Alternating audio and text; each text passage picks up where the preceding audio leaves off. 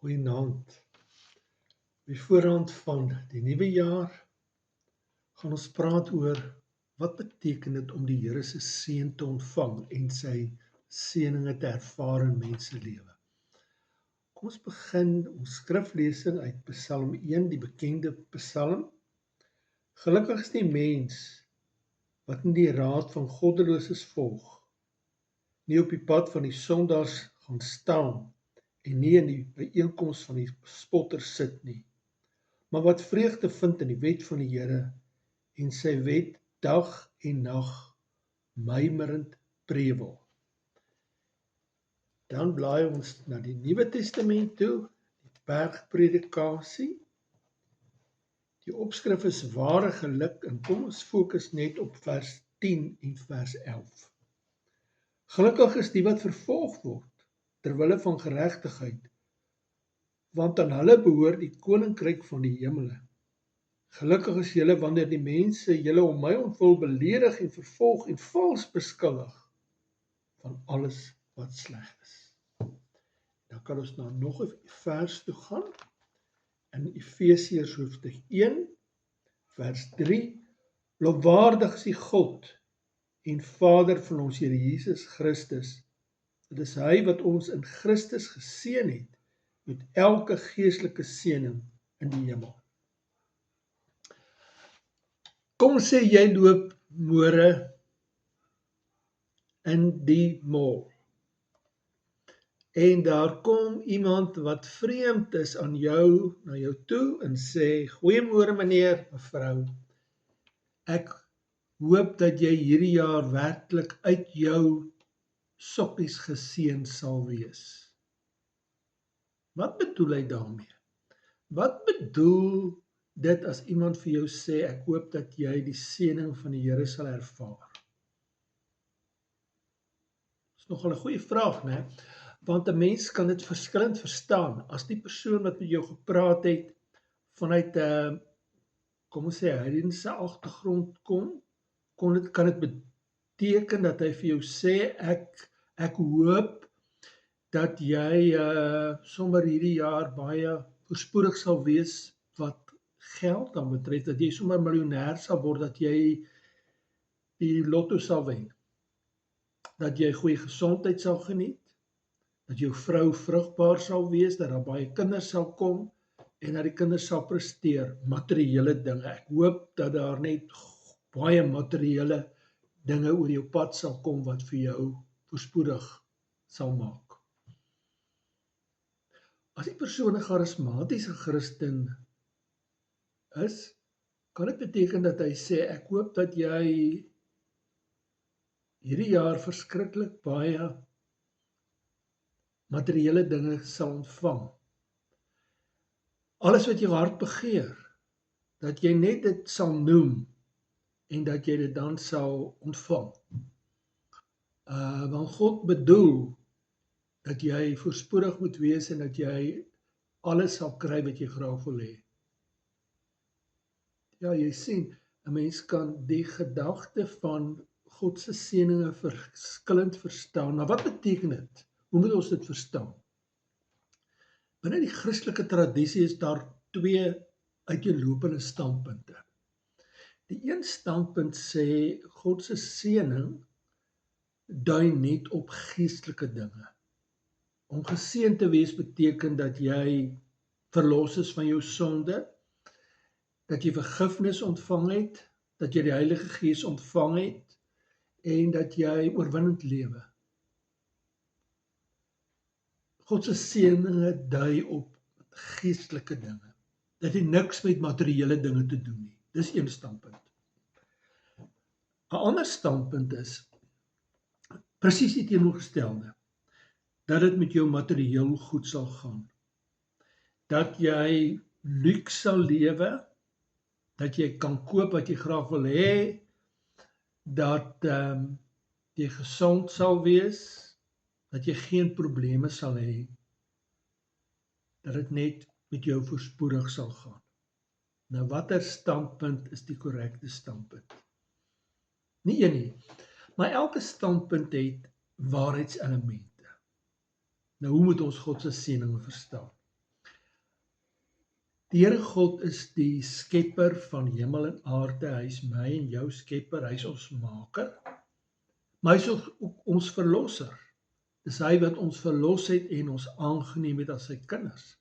So hierdie twee sake, God die skepper en onderhouer en God die verlosser, help vir ons om God se seëninge die beste te verstaan. God is ons maker, maar hy is ook ons onderhouer. Hy maak dit vir ons moontlik om te lewe. Ag, sien dit so. Daar's 'n naaldstring tussen jou en die Here God. En sy seëninge stel vir jou in staat om in die oggend op te staan. Dis sy seëning wat vir ons moontlik maak om gelukkig te wees. Om 'n werk te kan hê en te kan werk. Dis sy seëning wat dit vir ons moontlik maak om gelukkig te wees saam met ons kinders. Ag, mens kan self dit sê. Hy maak dit moontlik as jy 'n saadjie plant, dat daai saadjie gaan opkom. Dat hy saadjie gaan ontkiem. Hy skep weer nuwe lewe. So God se seëning kan ons sê is konkreet, materieel. En ons kan dit uit God se hand ontvang, want hy gee dit. Ons kan dit vier. Dink jy sal dit agterkom.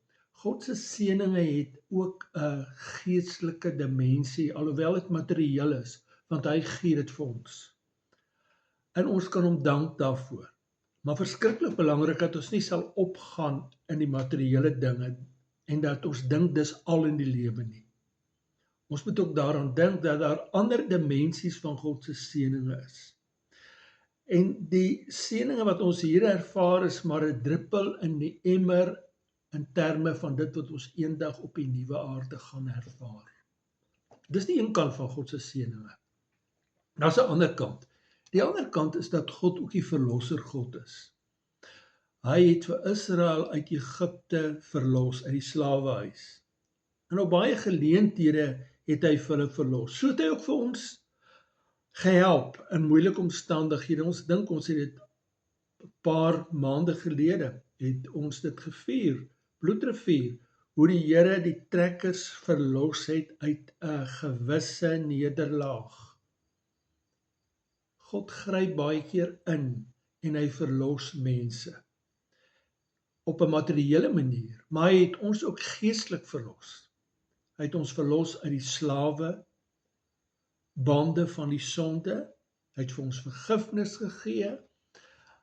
Hy het sy gees vir ons gegee, maar dit is baie belangrik dat ons onthou, hierdie verlossing van God ervaar ons in ons liggame, ons tydelike verganklike liggame. En daarom ervaar ons sy geestelike verlossing nie volkome nie. Ons gaan dit volkome ervaar eendag wanneer ons nuwe verheerlikte liggame ontvang en wanneer ons op die nuwe aarde gaan bly. Hoor jy iets? God se seëninge is materieel, maar dit het 'n geestelike dimensie want hy is die gewer daarvan. God se seëninge is geestelik, maar dit het 'n materiële dimensie want ons ervaar dit op 'n konkrete manier hier op aarde. Maar die Bybel bring nog 'n ander interessante perspektief na vore. As ons dink oor God se seëninge, dink ons baie keer dit beteken dat dit net goed sal gaan met jou. Dat alles net voorspoedig met jou sal wees. En dis nie wat die Bybel vir ons sê nie. In die gedeelte wat ons saam gelees het, die bergpredikasie het ons gelees, geseënd is diegene wat vervolg word. Geseënd is diegene wat beledig word en wat onregverdig behandel word in my naam. Ja, dis moontlik om God se seëninge te ervaar wanneer dit nie met jou goed gaan nie. Wanneer alles nie loop soos jy dit graag wil hê nie. God se seëninge beteken dat God nie altyd dit wat sleg is gaan wegvat uit jou lewe uit nie, maar dat hy soms gaan toelaat dat jy moeilike omstandighede gaan verduur, maar hy gaan by jou wees, hy gaan vir jou dra, hy gaan vir jou ondersteun en self vir jou dit moontlik maak om sy seëninge in jou moeilike omstandighede te ervaar. Dis wat Paulus ervaar het. Jy onthou ons, hy het gesê, hy het 'n doring in die vlees ervaar. Ons weet nie presies wat dit is nie, maar ons weet dat dit iets is wat hom gepla het. En hy het tot die Here gebid en gevra, Here, vat weg. En die Here het gesê, nee Paulus, ek gaan dit nie wegvat nie. Ek gaan saam met jou wees in jou swaar kry. En ek gaan jou ondersteun, ek gaan jou dra. Want my krag word in swakheid volbring. En dit het vir Paulus moontlik gemaak om ten spyte van die swaar kry nog vreugdevol te lewe. Maar in Psalm 1 kry ons 'n ander perspektief van God se seëninge. Daar word gesê, gelukkig is die persoon wat die wet van God dag vir dag oordink. Sien dit so, God se woord is soos 'n padrigtingaanwyser.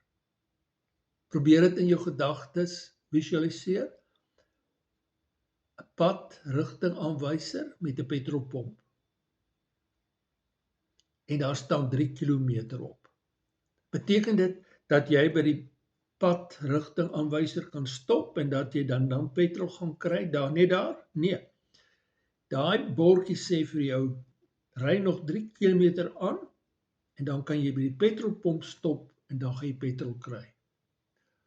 God se woord wys vir ons die rigting aan waarin ons moet beweeg, wat ons moet doen. En as ons doen wat die Here van ons vra om te doen, sal ons al hoe meer die seëninge van die Here in ons lewens ervaar. Hoor jy? Deur die Here se wil te soek in jou lewe, sal jy al hoe meer ervaar hoe God jou seën, hoe hy jou in staat stel om die regte dinge te doen. Ja, dit bring ons by die vraag, nou wat moet ek doen om God se seëninge te ervaar?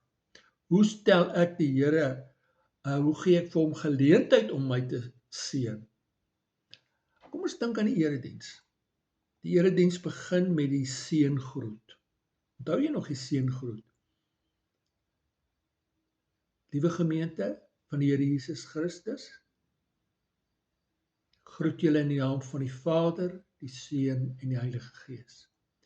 In die seëngroet word ons herinner dat dit die Here God is wat uit liefde na ons toe kom. Hy is die seënende God. Hoekom moet ons dit hoor gedurig elke Sondag? Omdat ons vergeet wie God is. En daarom is dit belangrik dat jy Sondag in die erediens moet wees, sodat jy herinner sal word wie God is, dat hy vir jou wil seën. Aan die einde van die erediens word die seën uitgespreek. Daardeur sê die woord van die Here vir jou, God gaan jou nou in staat stel om met sy seëning te doen wat hy van jou vra om te doen. En jy kan maar elke Sondag wanneer die seën uitgespreek word, jou bakhande so oopmaak en simbolies die seën van die Here ontvang, want ons het sy seëning nodig om die pad te loop wat die Here wil hê ons moet loop. Waartoe wil die Here ons in staat stel? Wat is van ons kant nodig om die Here se seëning te ontvang? Ek wil 4 dinge noem. Die eerste ding wat belangrik is, dat ons sal toelê en toespits om hierdie jaar nog meer lof aan die Here te bring, deur aanbidding. Die Here is nie bloot 'n kruidenier wat vir ons wil gee wat ons nodig het nie. Dit is belangrik dat ons al hoe meer in ons geestelike lewe vir hom sal aanbid en dat ons vir hom sal eer wie hy is. Dat ons sal verwonder oor sy grootheid en sy heerlikheid. Dat ons vir hom sal lief hê vir wie hy is en dat ons vir hom daarvoor sal eer gee. Dis een ding wat belangrik is. En weet jy, God het nie nodig dat ons hom sal aanbid en dat ons eer aan hom bewys nie. Hy is nie soos 'n mens wie sy ruggie gekrap moet word nie. Maar ons het dit nodig. Hoe meer ons eer en lof aan hom bring, hoe meer mens word ons. Hoe meer ervaar ons die seëning van die Here in ons lewens. Dis die eerste ding wat belangrik is. Tweede ding wat belangrik is, dis belangrik dat ons dankbaar sal lewe. dat ons sal raak sien wat die Here vir ons gee en dat ons vir hom daarvoor eer sal gee. Ek hoor 'n mooi storie van 2 groepe mense wat in Switserland berg gaan klim. Die een groep het klaar die piek van die berg bereik en hulle is besig om af te daal. Die ander groep is besig om op te styg, op te klim na die piek van die berg en hulle ontmoet mekaar so in die middel.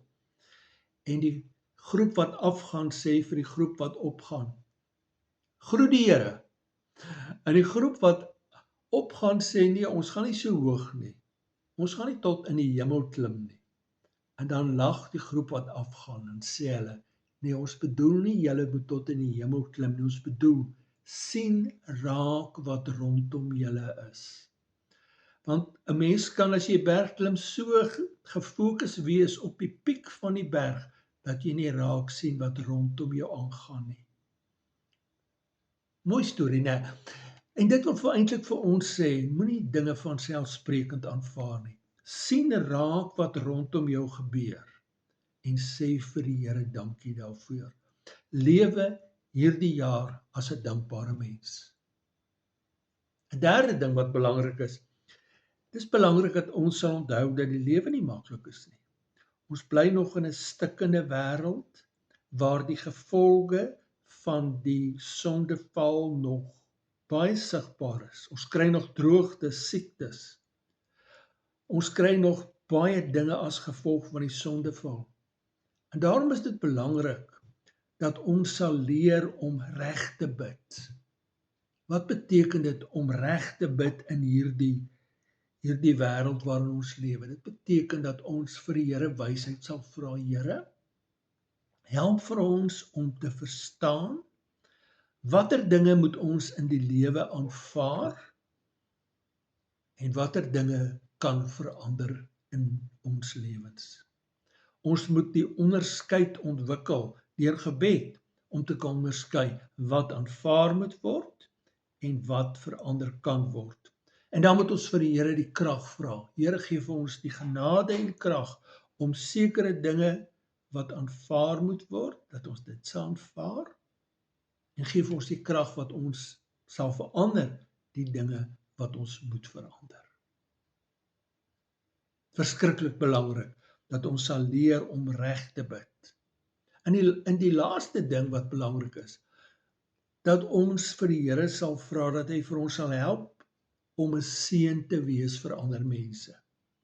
In die Bybel lees ons dat die Here vir Abraham roep dat hy vir hom moet begin lewe, en dan sê die Here vir Abraham: "Abraham, ek wil hê jy moet 'n seën wees vir die nasies."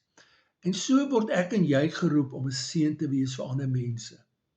Dat ons nie net op onsself gefokus sal wees nie, dat ons ook ander mense sal raak sien. Ag, dat ons hierdie jaar wat kom, mense sal groet wat ons nooit gegroet het nie. Weet jy wat beteken dit vir mense wat nooit gegroet word nie, dat hulle sien mense groet hulle. Dat ons, wanneer ons vir mense totsiens sê, nie net vir hulle bloot sê totsiens nie, maar wat ons ook vir hulle sê, die Here is saam met jou. Dat ons hulle sal herinner dat die Here God saam met hulle op hulle pad is. Wat sal met ons gebeur as ons die Here se seën al hoe meer hierdie jaar ervaar wat nou kom? Ek dink 'n paar dinge. Ons sal ervaar dat ons rustiger kan word. Ons sal besef, ons lewe is nie net van ons afhanklik nie. Ons lewe onder die seënende hand van die Here. En ons kan rustig wees, omdat ons glo dat die Here God by ons is, en dat hy vir ons sal help.